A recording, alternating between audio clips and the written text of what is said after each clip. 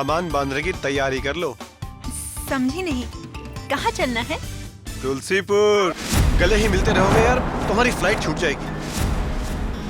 अब 3 महीने बाद मिलते हैं। मैं तो अमेरिका में शादी की बात से ही उखड़ गई थी। बाबा, हाँ बेटी। ये लड़की वहाँ पढ़ने गई है या प्यार करने? यही ससुराल से होकर सीधा अमेरिका मत चले जाना।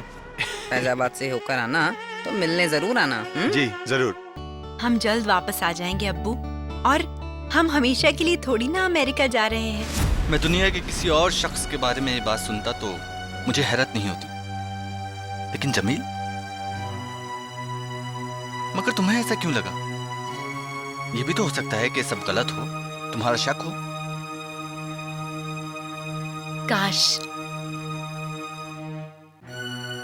काश ये शक ही होता। जमील की असलियत तो पहले से ही खुलने लगी थी, बस यकीन नहीं था कि सब कुछ इतनी आसानी से बदल सकता है। अच्छा बताओ, इसका एहसास तुम्हें सबसे पहले कब हुआ? एहसास तो यहीं से होना शुरू हो गया था। पहले मुझे लगता था कि जमील उन लोगों में से है जो औरतों की आजादी को पसंद करता है। इसका क्या मतलब है? क्या औरतों की आजादी को समझे ही ना जाए? इसीलिए तो परेशान हो गई मैं, क्योंकि बड़ी मुश्किल से मैंने अपनी जिंदगी का फैसला किया था। एक जिंदगी जो मेरी हो, एक जिंदगी जो मेरी शर्तों पर हो। इसी को तो आजादी कहते हैं। हमारा ये प्रोग्रेसिव मूवमेंट क्यों सामने आया? इसीलिए सामने आया। आज मर्दों और औरतों में क्या फर्क है? कुछ भी नहीं। दोनों एक साथ पढ़ रहे हैं, दोनों तालीम याफ्ता हैं, दोनों एक जैसा सोचते हैं। मैं नसीब को नहीं मानती। मैं सोचती थी कि मैं जो फैसला अपनी जिंदगी के लिए लूंगी वो सही होगा। बाबा कहते थे कि मेरी बेटी में फैसला लेने की ताकत है। अब सोचती हूँ, क्या सच में मुझ में वो ताकत है, या मैंने अपनी जिंदगी का सबसे गलत फैसला किया है? तुम्हारे जैसी लड़की की आंखों में आंसू देखता हूं तो लगता है कि दुनिया की रफ्तार रुक गई है। तरक्की और आजादी की सारी बातें सिर्फ किताबी लगती हैं।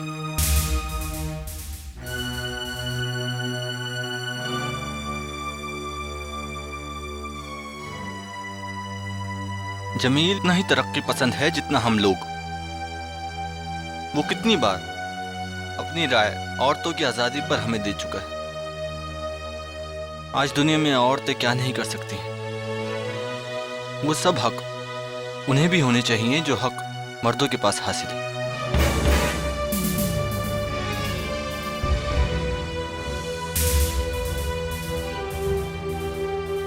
आओ मेरे दोस्त, एक जाम हो जाए। नहीं, मुझे नींद आ रही है और तुमसे भी मेरी गुजारिश है। बहुत देर हो चुकी है, अपने घर लौट जाओ। सुनिए, डिनर नहीं लेंगे आप? भूख नहीं है मुझे। हाँ? बाहर से कर आए हैं? बाहर खाने का ज्यादा शौक नहीं है मुझे, और इतने ज्यादा सवाल करने की जरूरत नहीं है। थक चुका हूं मैं। सोना चाहता हूं मैं।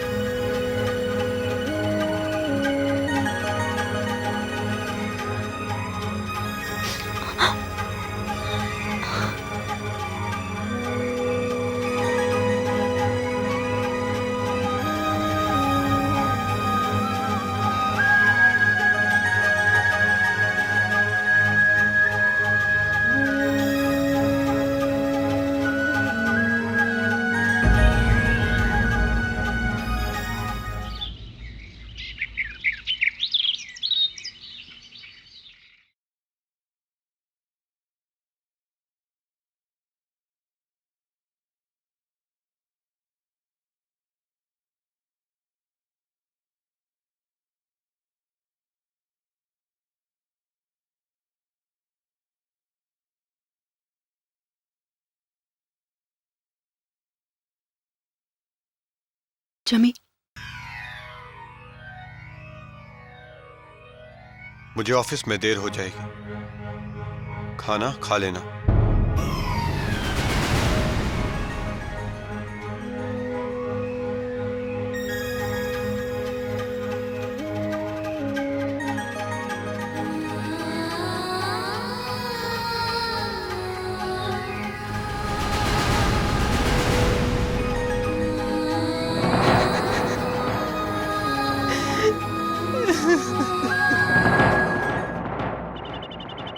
आओ। आज ऑफिस नहीं जाओगी तुम? नहीं, 2 दिन के लिए मैंने छुट्टी ले ली है। अच्छा।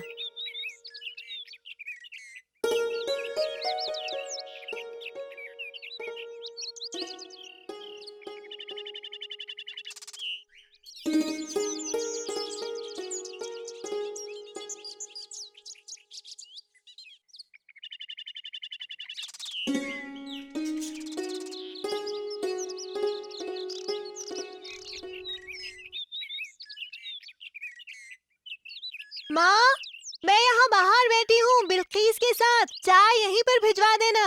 हाँ बेटा, भिजवाती हूँ। समझ में नहीं आ रहा, यहाँ से जाने के बाद ऐसा क्या हो गया कि जमील एकदम ही बदल गया। मुझे खुद हैरत है। जमील ऐसा नहीं है। कम से कम जिस जमील को मैं जानती हूँ वो ऐसा हो ही नहीं सकता। हो सकता है इसमें सीता की भी कुछ गलतियां रही हो। नहीं, मैं नहीं मान सकती। कहीं ऐसा तो नहीं कि जमील की जिंदगी में कोई और आ गया हो? इससे इनकार भी नहीं किया जा सकता, लेकिन हो सकता है कि ये कोई और हमारी सीता की जिंदगी में भी आ गया हो। सीता ने फोन पर तुमसे भी बात की और मुझसे भी। अगर कुछ भी ऐसा होता तो क्या सीता इस बात का तज़किरा हमसे नहीं करती?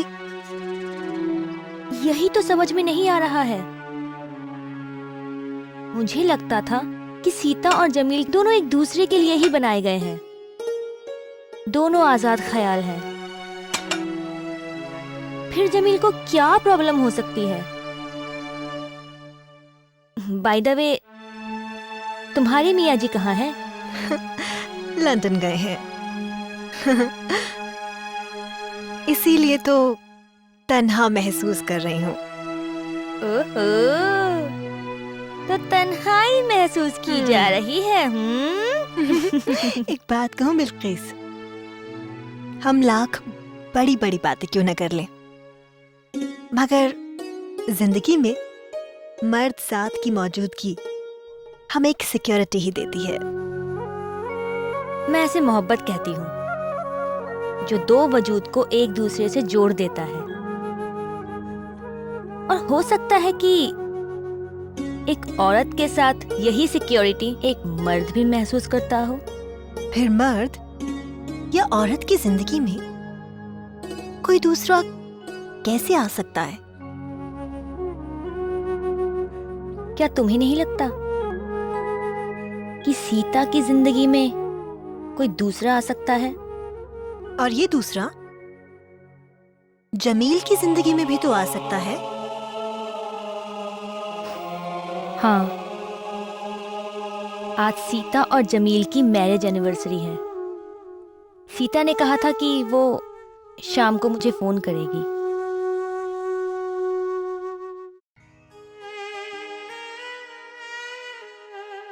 जमील कब आएंगे? हाँ, बस आते ही होंगे। कम से कम आज तो उसे जल्दी आना चाहिए था। आजकल उसे किसी बात का ख्याल ही नहीं रहता। जाने किस दुनिया में गुम रहता है। वो बदल गए हैं। यही तो मेरी समझ में नहीं आता।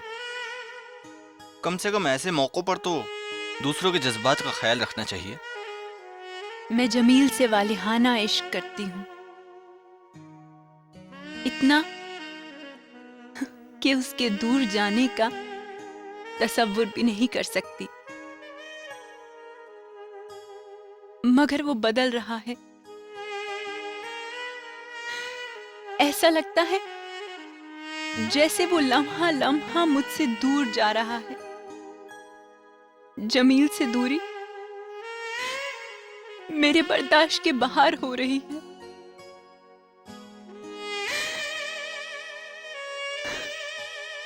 समझ में नहीं आता क्या करूं मैं,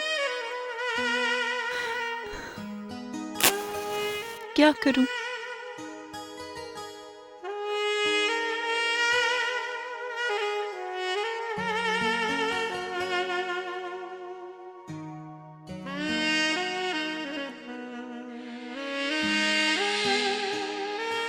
यूं मोहब्बत पे एतबार न होता तो जिंदगी में हम इस मुकाम पे न होते।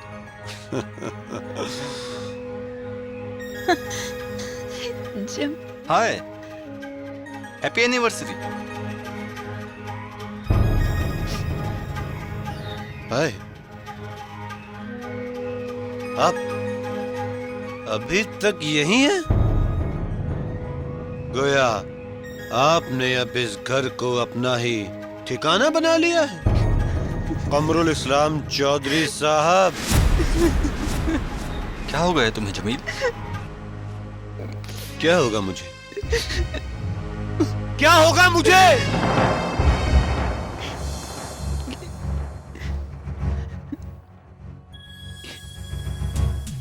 सुनो तो सही, केक तो काट लो।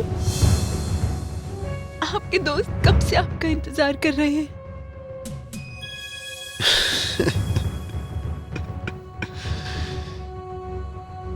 इस दुनिया में बगैर गर्ज के कोई किसी का इंतजार नहीं करता।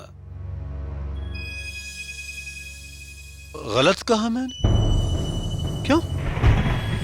कमरुल इस्लाम चौधरी साहब, जिस आदमी का अंग्रेजी अदब में डंका बज रहा हो, क्या वो सचमुच यहां मेरा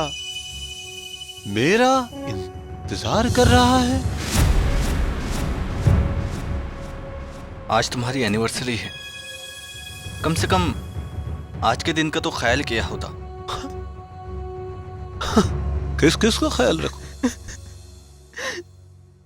आपका? इनका? या फिर अपना?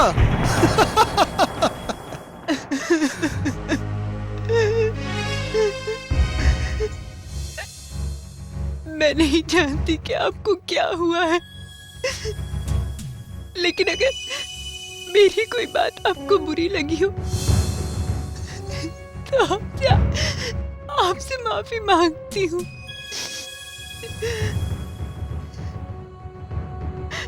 क्या हो गया है आपको अचानक? ये दिन तो तुमको मुझसे ज्यादा याद रहता था। याद है पिछली बार तुम मुझको लेकर जू पैट्रिस पार्क गए थे और तुमने कहा था कि ये एक मुकद्दस दिन है। होटल के बंद कमरों में रहने का दिन नहीं है। ये दिन तो चांद तारों की गवाही में खुले खुले मौसम में महकते हुए फूलों के बीच में अपने हम सफर को खुद में जज्ब करने का दिन है। ये दिन आम नहीं है, एक तोहफा है, एक हसीन तोहफा। और तुमने कहा था जमील कि कितना अजीब और प्यारा लगता है जब दो अजनबी एक हो जाते हैं, एक साथ जीने लगते हैं और फिर एक तस्वीर बन जाते हैं।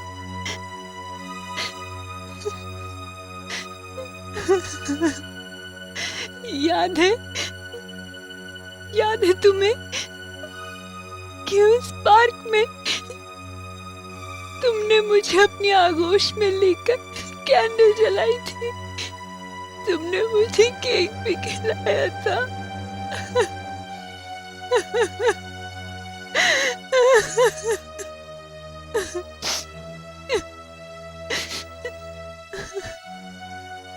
मुझे कुछ याद नहीं। मैं याद रखना भी नहीं चाहता। आखिर क्यों याद रखूं मैं? हाँ? और यहां मेरी किसी को जरूरत भी नहीं। मुझे भी किसी की जरूरत नहीं है।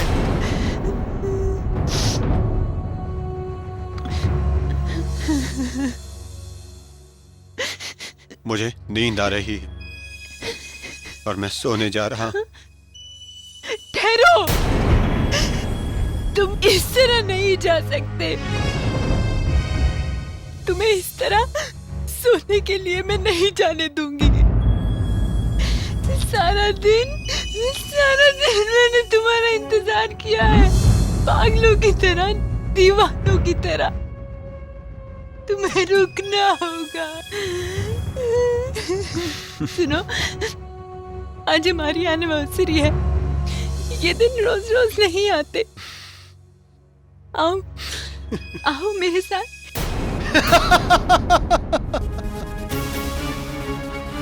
एनिवर्सरी है? मोमबत्ती बुझ चुकी है, शमा गुल है, पर इंतजार के दरवाजे भी बंद हो चुके हैं। और फिर भी हैप्पी एनिवर्सरी।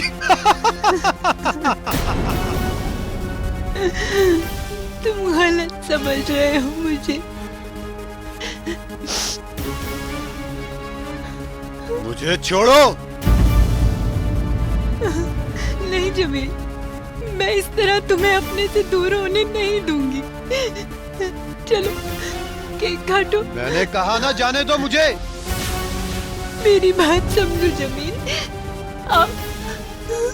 आप ये लो।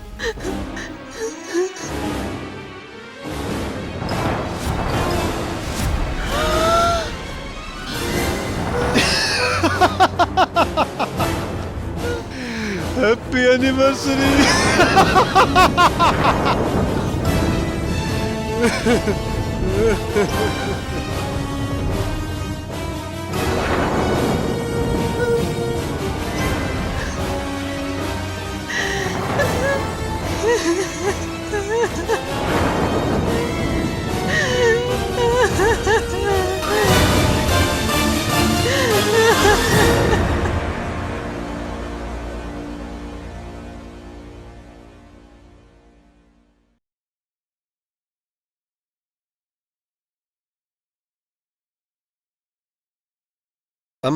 Sorry Sita, very very sorry. पता नहीं मुझे रात क्या हो गया था।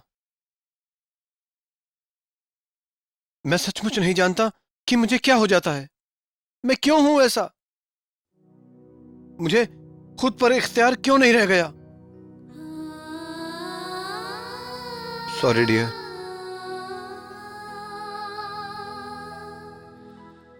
मगर मैं ऐसा कभी नहीं था। मैं सोच भी नहीं सकता कि मैं ऐसा कैसे हो गया।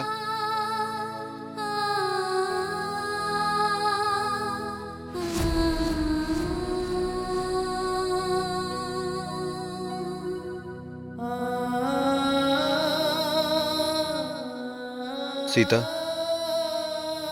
मैं जानता हूं कि कल रात मैंने अच्छा नहीं किया। मुझे ऐसा नहीं करना चाहिए था। पता नहीं कमरुल ने मेरे बारे में क्या सोचा होगा। मुझे खुद पर नाज था कि मैं दूसरों से अलग हूं, मेरी सोच दूसरों से अलग है। लेकिन तुम जब मेरी जिंदगी में आई तो मेरी जिंदगी ठहर सी गई। मौसम ठहर गया, शब रोज ठहर गए। और जब तुम्हें मैंने पहली बार देखा तो देखता ही चला गया। हाँ, मेरी इस तरक्की पसंद सोच पर जैसे किसी ने पहला पत्थर उछाला हो। जानती हो मुझे क्या लगा? तुम्हें कोई छुए नहीं, तुम्हें कोई देखे नहीं, तुम्हारे करीब ना आए कोई। तुम सिर्फ मेरी हो, सिर्फ मेरी, सिर्फ मेरी सीता और जमील। तुम्हें देखकर ऐसा लगा जैसे तुम सिर्फ मेरे लिए ही बनाई गई हो। तुम हमेशा से मेरी थी, हमेशा से मेरी। यू नो, कोई ऐसी वैसी बात मैं तुम्हारे बारे में सुन भी लेता तो मुझे खुद को संभालना बहुत मुश्किल होता। मैं हमेशा से तुम्हारी थी जमील, और हमेशा तुम्हारी रहूंगी। सच बोलना, क्या मुझ पर शक करते हो? नहीं। फिर ऐसा क्यों लगा कि तुम्हारी सीता बदल गई है?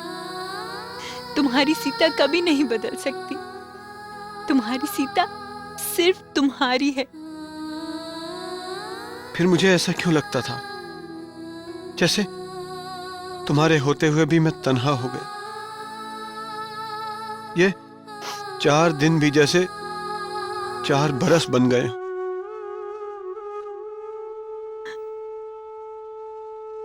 तुम्हारे करीब आने से डर जाता था।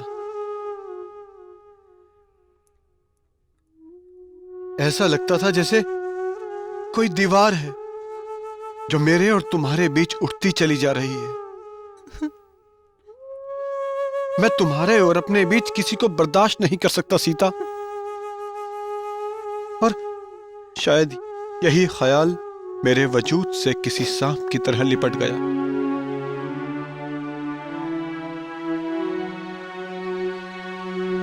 लेकिन मैं ऐसा नहीं हूं सीता, नहीं। लेकिन शायद ये बेचैन कर देने वाली मोहब्बतें आपको जेलस में तब्दील कर देती। तुम ऐसे क्यों हो गए हो? क्या कभी ऐसा भी हुआ है कि तुम्हें मुझ पर शक हुआ हो? तुम नहीं जानते जमील कि कल रात मैंने कितनी शिद्दत के साथ तुम्हारा इंतजार किया था। तुम आए भी तो नशे में चूर, और यूं गए कि मेरी जिंदगी ठहर गई। मैं जानता हूं कि रात मुझसे बहुत बड़ी गलती हो गई, लेकिन इन सबसे अलग एक सबसे बड़ी सच्चाई यह है कि मैं तुमसे बेपनाह प्यार करता हूं और तुम्हारी तकसीम नहीं देख सकता।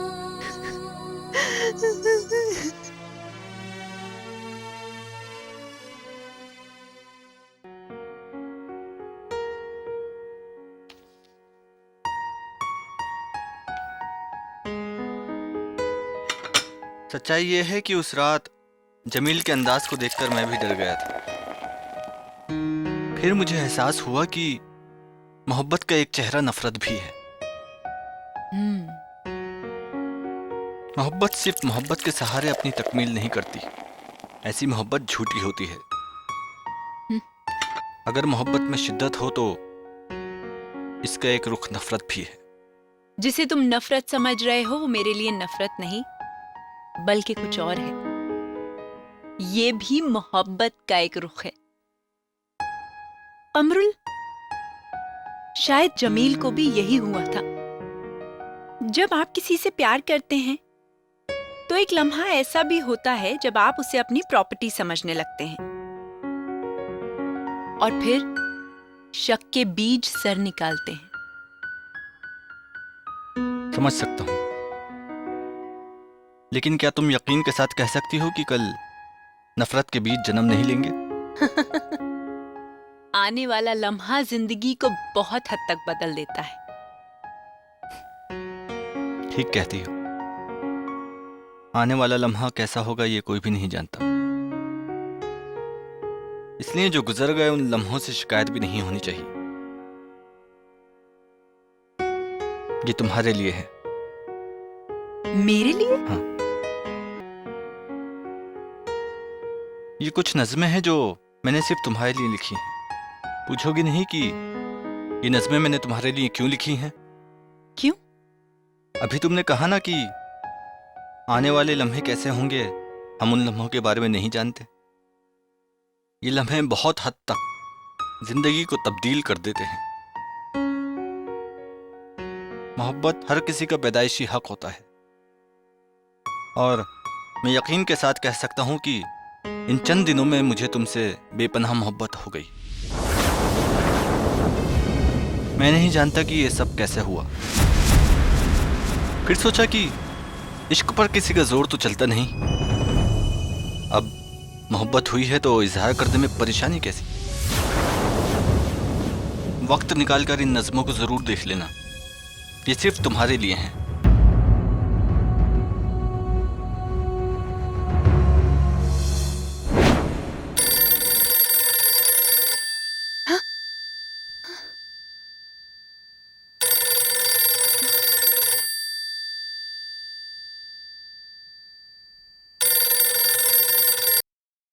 हेलो सीता, मैं हेमा। हेलो हेमा,